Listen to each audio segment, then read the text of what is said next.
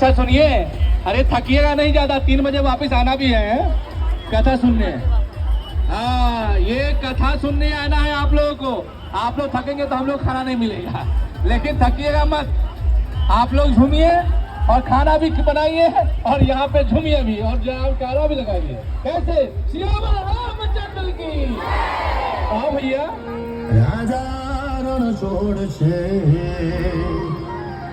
and मने